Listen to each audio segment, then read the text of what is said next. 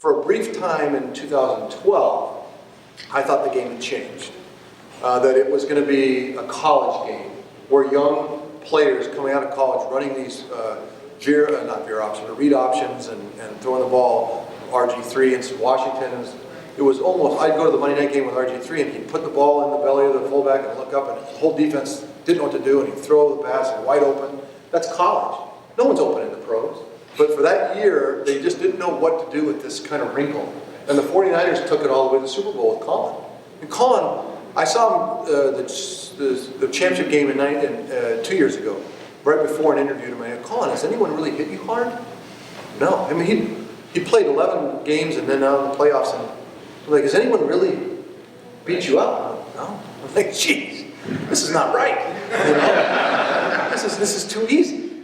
And it last year proved that it's not, that wrinkle's not going to make the difference. And you still, the job in the pros is to deliver the ball from the pocket. That's your job. To orchestrate, to get it out on time and on budget. I mean, that's the idea. So pass first, run later. Call the play, run the play, get it out. That's the teams that are going to win. Or if you're Seattle, just play ferocious defense. But generally, that's what you're going to have to do. Now, you can run around the edges and do fun things, and it helps. But I think I just can completely convinced, and even more so now, that you cannot just run around and win. You can win some games. Except against you can't Vikings and you can have success. You can have a successful career, but not a championship career. So Colin needs to transition, and that's the hardest transition for those of us that can run around, because we're not desperate. I don't have to know every inkling of I don't have to know every player, every nuance, I don't have to memorize to reflexive recall every motion, every defense, everything that defense has ever done. I don't have to. I can just drop back, take a look, and then play. Right? And so for Colin, he's had success at it, but at some point, you're going to have to go to school. And I went to law school, and I can tell you the school I'm talking about is as difficult or more difficult than going to professional school. And the guys that do it, Tom Brady, Peyton Manning, the guys that are desperate, because they're not going anywhere. You see Peyton Manning run around the Super Bowl, it's frightening. I mean, he's so scared of the Seattle defense, he starts to move. I'm like, uh-oh, Peyton moving, trouble. You like Tom Brady run? Tom Brady, when he throws an interception, he's so competitive that when returning the interception, he thinks in his mind, I'm competitive, I need to go clean that up. He starts to run, and he thinks, oh my gosh, I look so foolish, I'm stopping. Have you seen that before? He does it every time. He starts to run, he's like, oh, I need to go. Oh no, I look like an idiot. So Tom Brady, Peyton Manning, but that's, if you want to be great, that's what you have to do, and he needs to invest in that, and he needs to be coached to that. There are very few coaches today that are willing to put that time in, because the new rules in the NFL, you have very few practices. It's kind of like college. Free agency has eaten away at what football is glorified choreography. The more times that you break the huddle, the more times you run the same play, the better you're going to be. Well, every year you turn over your roster. When I joined the 49ers in 1987, that roster had been together for 10 years. If there was a new guy that came in, you could sit and watch for a few years, but you're not breaking into this lot. Now, it's just you just throw it in a bag and hope for the best. So it's changed the game, but it hasn't changed what quarterbacks have to go through. So is Harbaugh the right coach for him, and what advice would you give Balky? Because he doesn't get along with Harbaugh clearly, and okay. Harbaugh wants. You guys want to catch me up. money. I was in Hawaii for the break, for the school break last week, and then I immediately got on a plane to Germany. So he was talking about Browns last week. On Monday. So that's what I mean. I caught a couple of little things, and I was like, this thing spiraled. Yeah.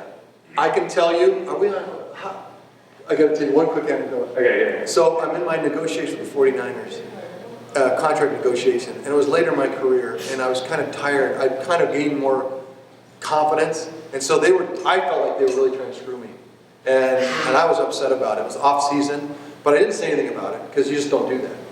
At that time in my life, I was going down with a friend who was doing American Indian Services, where we go to Native American little communities in southern Utah, northern Arizona, the Four Corners area.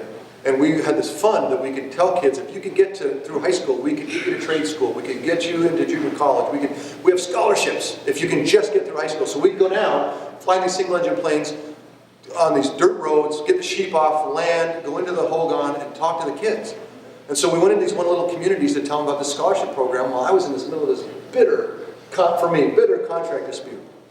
So the kids were there and they asked me some questions. And one of the kids said, "Hey, Steve, I hear you're in this horrible contract dispute." Well, I'm in the middle of nowhere, right? I'm literally dirt thatched roof. And so the kid asked me, and I couldn't talk about it. So I just let it rip. You know, I was just like, "Let me tell you about this, all right?" Because I wasn't in a place that I could tell them. You know, like, what could go wrong, right? So I just let it rip. Garbage I'm so sick of all that. And no joke, the next day in the San Francisco Chronicle, with a byline from this young man in the high school that was writing for his paper. I didn't know about it. I didn't know that he had taken notes and wrote the article. He had the byline in the Chronicle. The next day, Young, furious at 49ers. So the reason why I paused on telling you this next story is because I said, is this being recorded or where can we go? But nowadays, you know you're in trouble. But what was the story? I'm debating whether we can turn it. Just about Harbaugh, is he going to stay with the Niners? Oh, yeah. Oh, yeah, well, okay, if you promise. I'll be honest with you if you promise. Because it's not that big a deal, but you could give me a little trouble here. Jim is a kind of personality that if he was here and he was sitting and then he would walk out, he would turn to you and say, "I'll race you to the car door." And you'd be like, "What?" "No, I'll race you." And he'd start to run. And you'd say, "Well, that's weird. Should I run or not run?" Then you think, well, maybe I should run. So you start to jog because you're thinking, well, he's running, sprinting. Like as fast as I've ever seen someone sprint. And he hits the door and he says, "Ah, sucker, I told you I'd beat you." And you're like, oh, he was serious. That's Jim. And so Jim can wear people. He's phenomenal, but he can. And I guess it's gotten to a point where, despite the success, it must have, by definition, if it's erupted, it must be that they've made a decision that we'd rather not. And that's crazy to me, because to me, half of the job in football is having people that can do well together, unique personalities, sometimes crazy personalities. We had some of the nuttiest people in the world, but you need all kinds. And figure out a way, Steve Covey-like, to find a way to make it work. Because the 49ers, the last thing you need right now, in this little run that they have, where they have a chance to go the distance every year, is to screw it up. Right. And I can guarantee you that if it's not Jim Harbaugh, if they convince themselves that we can lose Jim Harbaugh and still do this, that's a mistake. So, but it still doesn't keep the conversations in the back room going, if he asked me to run to the car door one more time, I'm going to do it. And then stuff for Super Bowl. Stuff happens. Stuff happens. And so it just, you guys, everyone here is manager of something, right? And so you get it, and it's a challenge. And the 49ers, the fact that it erupted and it gained momentum and actually that has become something, I find that the hubris of our '94 Super Bowl win, the next season, in that off season, we let Ricky Waters go because he is an irritating personality. Oh, really? Well, we didn't replace him for the next, till I retired. Really. Garrison Hurst came a few years later, and Garrison, phenomenal football, but we did not replace him. And it critically hurt us. But because he was an irritating personality, they thought, when you win a Super Bowl, you think, oh, well, you know, that we could do this or this or that. And the hubris of that is what gets you into trouble. And so, if I see any of this, I follow Twitter, I see my name, I'm going to watch you. In fact, in Twitter, I can put in Steve Young and hit it, and it'll come up feed whatever's going on. And so I was in Hawaii the other day on the beach, and a kid had written, "No way, Steve Young's laying next to me in Hawaii on the beach." So I looked at the picture and his profile, and I could pick him out. I could tell by the picture, and I walked over to him and, "Hey," and his name is Charles Darwin. Charles Darwin. I don't know. I walked over and, "Charles, are you Charles?" He looked up at me. That was awesome. My wife loved it. That's become a thing now, because I'll check every once in a while when we're somewhere. And I'm like, honey, it happened again just recently at a dinner we were at dinner when we were again in Hawaii at one of the resorts, and we were at dinner, and I go, honey, it happened again. I showed her, and the kid next to me at dinner, I go, watch this. And I walk over and the same thing. I think we've got one or two questions from the audience that we can take before we finish up. So, Greg, you want to? Yeah, so you talked a lot about the locker room, Steve. Obviously, this thing going on in the Miami Dolphins locker room is crazy. So, how unusual is it? And can you comment a little bit on how does that stuff go down in the actual NFL locker room? There are abusive personalities. The great teams, the great locker rooms. There might be someone who has an abusive personality, but it gets mitigated, it gets toned, and the successful teams manage through that. Generally, the successful teams don't have those guys. Abusive personalities are around in the game, and I think the game allows it to be a little bit. I think now it'll be different. I think it's probably in the long run good for the league that they had the bounty scandal, to stop that stupidity. There's a lot of archaic thinking in the league that's been. Bill Walsh was the enlightened one that changed a ton of how football players are treated and how they're looked at and how it's dealt with. But still, we can treat each other poorly. And I think that last year, with that situation, that'll help in a lot of locker rooms. But I can tell you, in our locker room, through the 15 years that I was there, there were some personalities that could have been trouble, but weren't. And, if you want to do something that's disrespectful in front of Ronnie Lott, good luck.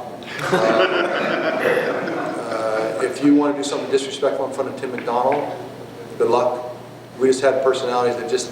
So the idea that this is football is not true.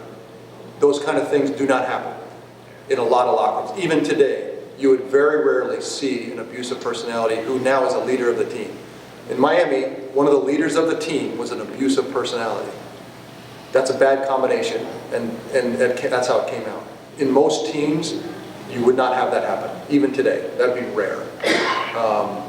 Most rank and file football players are making a career. The careers are average 3 years, 3.5. Everybody knows they're on their way out. They're just trying to scratch and claw and make a career for themselves. Most guys are family guys, take out the trash, do the honeydews on Tuesday, try to make a go of it. And that's been my experience.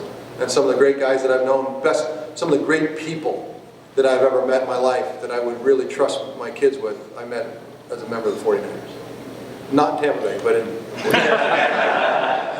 Okay, one more question in the back, and wrap up. Steve, I thought the best throw I ever saw you do was on the David Letterman show after the Super Bowl, when you threw it in the window of the moving taxi. So was that a really hard throw? Did you know that was coming ahead of time? No. I have a long and storied and bloody history of game show, night talk show appearances on TV shows as myself, and one time I tried to actually play a role, some footballs. New footballs have a coating on them that's like a preservative that for years we tried to get changed in the league so that you didn't have to play with new footballs because it was so slick you couldn't grab the ball. And my point to Paul Tagliabue is, why do you want quarterbacks to have trouble grabbing the ball? It's bad for the game. And then, competition, we don't want to have different. Well, today, about 3 years ago, Peyton Manning finally beat the league into it that you bring your own balls to the game. And the balls that those guys are throwing today, it's like butter, man. You can grab it and you can just whip it anywhere. I mean, with the veer off, 2 years ago, 2012, Phil, I was about pulling my hair out. With the balls that they're throwing and this offense, where was I? So, but that experience, he brought me out in the taxi trying to throw these. I'm not going to make an excuse, but then I thought, do I take my suit coat off? Because then it would look like I'm trying. I don't want to look like I'm trying. So I kept my suit coat on, and that's what made the degree of difficulty even more. That was one of my rare wins. Successive losses on Wheel of Fortune, Who Wants to Be a Millionaire, 90210, and then just debacles. 90210, I mean, Who Wants to Be a Millionaire, in the height of it, they did a little celebrity thing. I went Charles Barkley, just a couple of hockey players. I mean, I should do well.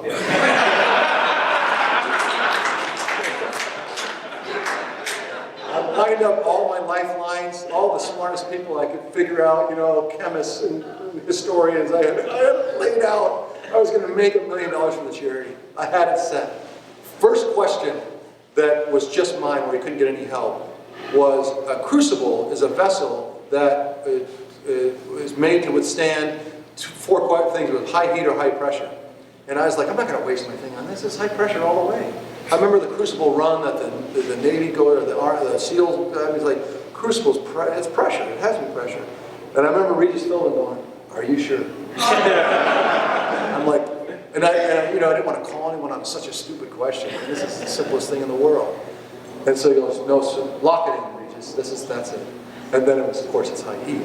And I remember that music, dun dun dun dun. And then Barkley. I'm walking off, Marty goes, "You went to law school?" It was the low point of my career. Second lowest to losing the Wheel of Fortune to Phil Esposito, the hockey player with no teeth. Third lowest to losing the 3-point NBA All-Star Weekend celebrity 3-point shootout to Urkel. That's as low as you can go. Well, we'll end on a high note and give a huge applause for coming today. Thank you so much.